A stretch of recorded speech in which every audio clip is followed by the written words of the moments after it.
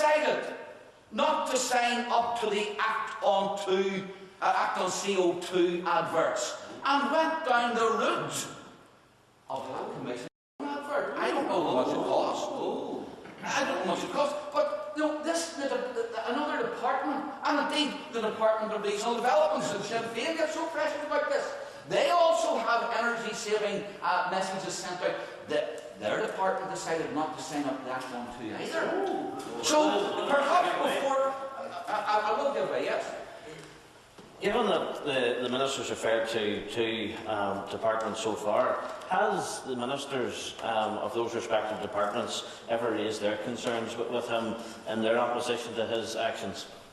No, in fact, even though I wrote to them, nobody has actually raised this. But I just want to make the point that because, and there is a need, and the Scottish Minister said the same, and the Welsh Minister said the same, because there is a need to tailor messages to a local population, then there has been decisions made not to use the DEFRA organised one. And indeed, I actually made the offer to the Minister for the Department of Energy and Climate Change that perhaps we could sit down and look at a UK-wide energy-saving advert, which could be used by all administrations. That was 6 months ago, and I'm still to hear back from him. So let's not get this idea that I want to waste energy. The energy conservation messages are going out. It has been decided, not just by me, but by other departments, not to use the Act on CO2 line. And as I pointed out in an earlier intervention, DEFRA are now beginning to realise the kickback in this, and they're realising that perhaps the view which I had, that we should emphasise energy saving rather than acting on CO2, is a much more effective way of getting the message across. I'd like to thank the Minister for giving me, in light of the information concerning two different departments represented, and the very people that are trying to take action against yourself, Minister, is it not really, in reality, the proof that this motion is nothing more than a stunt? Well, of course, we all know it's a stunt, but I don't really mind. The engage in stunts all the wish. I think that the public will understand that too. Mr McCarthy also waxed eloquent about the impact that my view may have on us, well, maybe not waxing eloquent, but I'm using, I'm kind of, yes, but on my view, the impact it would have on renewables obligation and the benefits we might get from that. And of course, as has been pointed out, he sat all through the debate on this and didn't have a word to say on it. But I can't miss coming to Mr Gallagher. Mr Gallagher, who of course is very concerned about this. He moved the motion of no confidence in the committee. And then when I went to the committee, he didn't attend.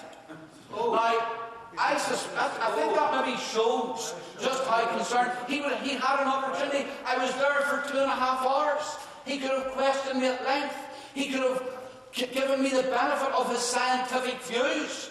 Though I've got to say, I don't think that scientific views, which are based in the pre-Galileo era of history, might be much use in this. Because, of course, and I just maybe should tell Mr Gallagher this, Galileo discovered that the Earth actually went round the Sun, not that the Sun goes round the Earth.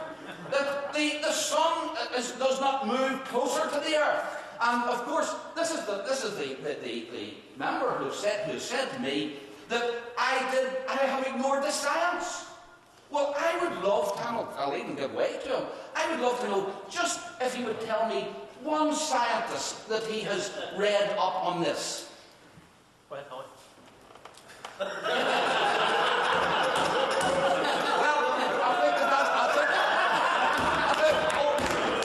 I think he's getting the message. I'll give you a chance.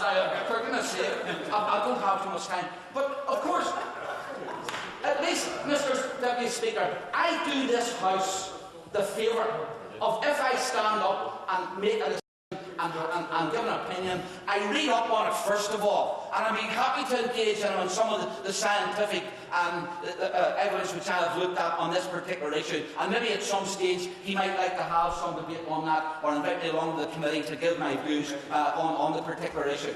But let's just come to Mr Gallagher. Because had he been at the committee, I would have had the opportunity to tell him how he has acted on CO2.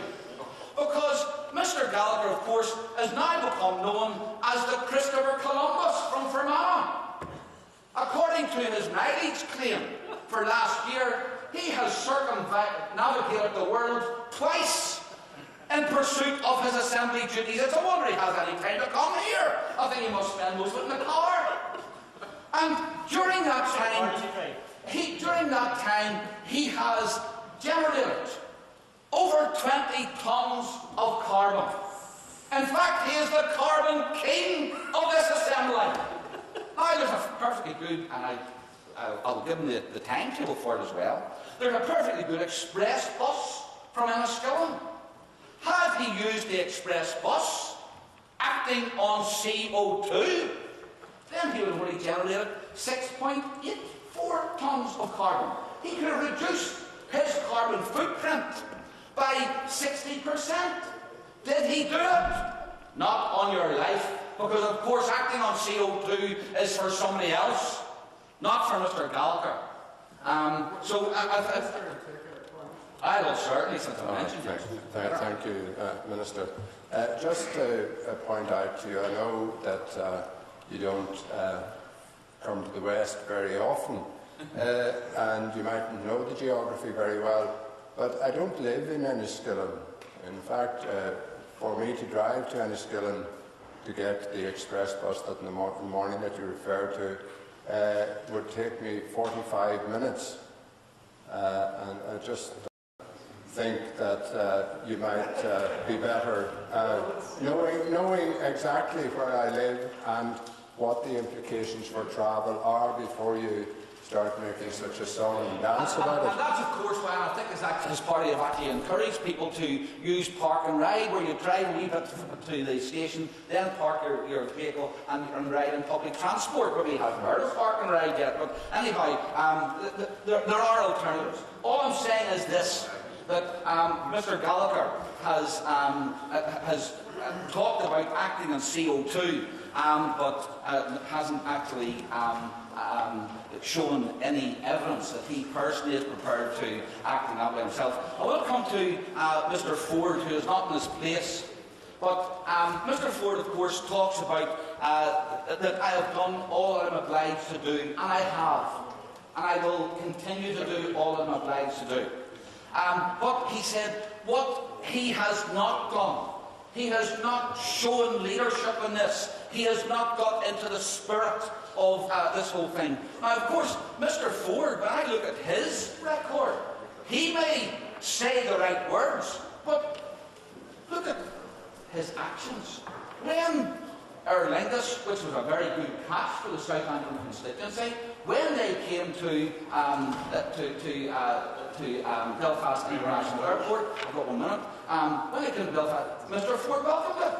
Of course, aeroplanes generate CO2, but he realised that his constituents don't want it. Mr Deputy Speaker, I would have loved to have had time to go through the points that other members made. The one thing I would say is that this decision was made on the basis that I wanted to ensure that, first of all, this Northern Ireland Assembly had its place, secondly, we had an effective message, and thirdly, that we did not use propaganda which was put out by DEFRA in England. Thank you.